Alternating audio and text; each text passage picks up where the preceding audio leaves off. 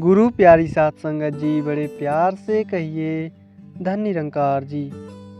साध संगत जी, आप सभी महापुरुषों पर सद्गुरु माता जी की असीम कृपा बनी रहे।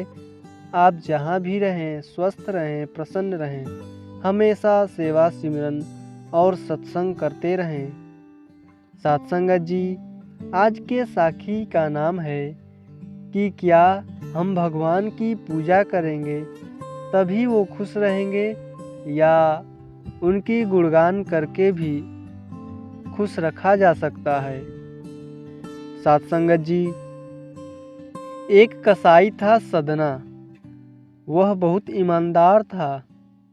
वो भगवान के नाम पर कीर्तन में मस्त रहा करता था।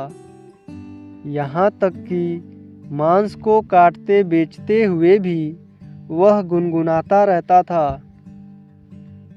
एक दिन वह अपनी धुन में कहीं जा रहा था कि उसके पैर से कोई पत्थर टकरा गया। वह रुक गया। उसने देखा कि एक काले रंग का गोल पत्थर उसके पैर से टकरा गया है।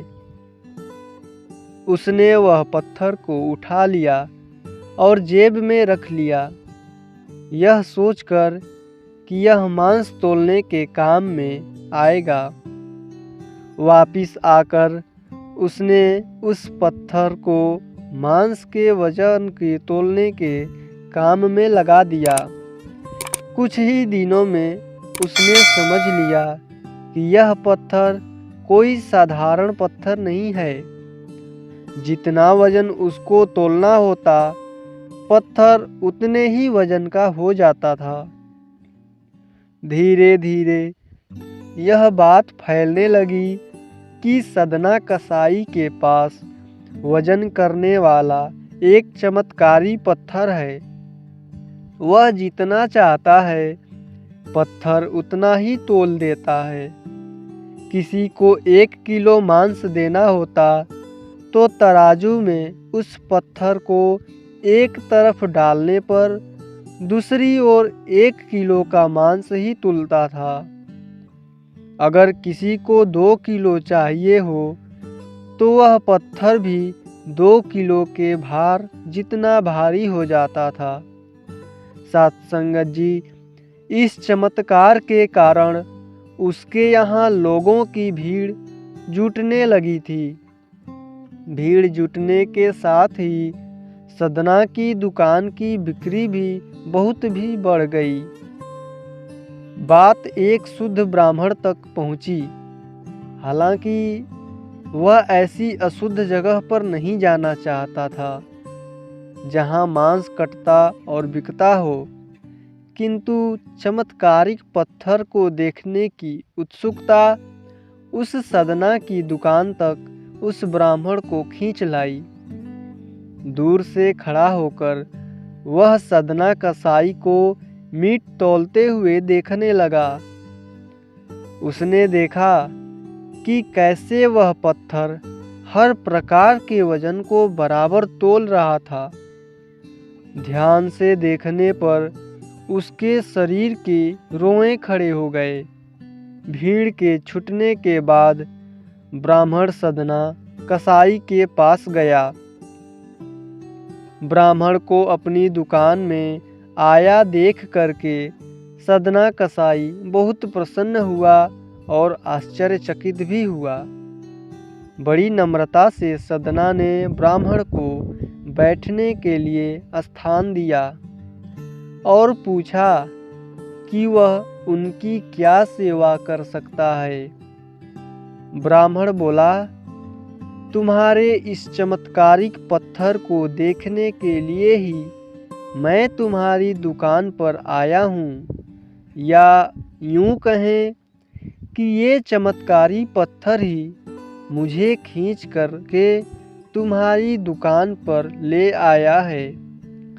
साध संगत जी, बातों ही बातों में उसने सदना कसाई को बताया कि जिसे पत्थर समझकर वो मांस तोल रहा है, वास्तव में वो शालिग्राम जी हैं। जो कि भगवान का स्वरूप होता है। शालिग्राम जी को इस तरह गले कटे मांस के बीच में रखना व उनसे मांस तोलना बहुत बड़ा पाप है। सदना बड़े ही सरल प्रकृति का भक्त था। ब्राह्मण की बात को सुनकर उसे लगा कि अनजाने में मैं तो बहुत बड़ा पाप कर रहा हूँ।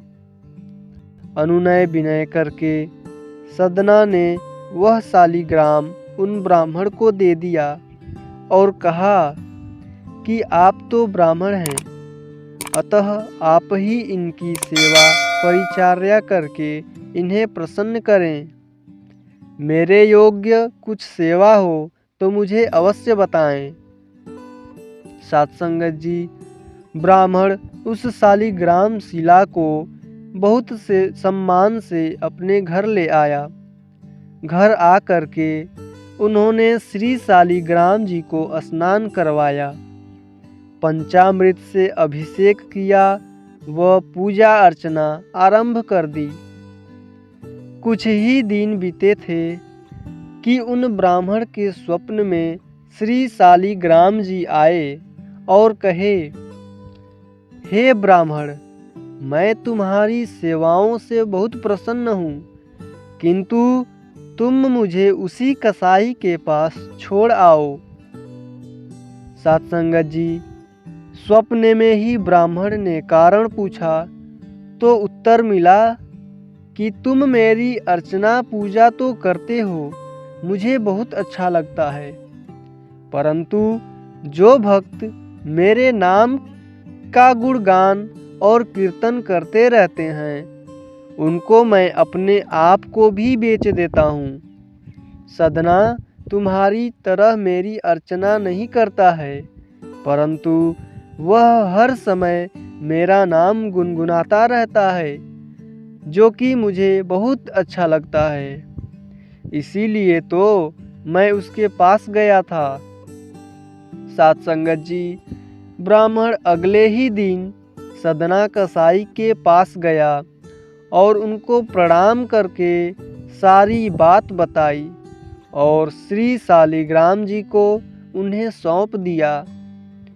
ब्राह्मण की बात को सुन करके सदना की कसाई के आँखों में आंसू आ गए। मन ही मन उन्होंने मांस बेचने और खरीदने की कार्य को तिलांजलि देने की सोची और निश्चय किया कि यदि मेरे ठाकुर को कीर्तन पसंद है तो मैं अधिक से अधिक समय नाम कीर्तन में ही बिता दूंगा। सत्संगत जी, वह सदना कसाई मांस को बेचने का कार्य छोड़ करके कीर्तन भजन में लग गया। सत्संगत जी, भक्त के लिए भगवान खुद बिक जाते हैं। हमें भी ऐसा होता है कि कीर्तन और गुणगान करके ही अधिक से अधिक समय बिताएं। ऐसा महसूस होता है कभी कभी लोगों को कि हम पूजा करते हैं तभी भगवान खुश होते हैं, अगरबत्ती जलाते हैं तभी भगवान खुश होते हैं, लेकिन ये हमारे मन का भ्रम है। ऐसा करने से भगवान खुश नहीं हो सकता। भगवान के गुणगान से ही और संतों महापुरुषों तथा सबकी सेवा करके ही हम भगवान को खुश रख सकते हैं। अतः अपने आप में सुधार करने की आवश्यकता है। हमें इन परंपराओं को छोड़ करके, इन रीति रिवाजों को छोड़ करके अपने आप में सुधार लाना है।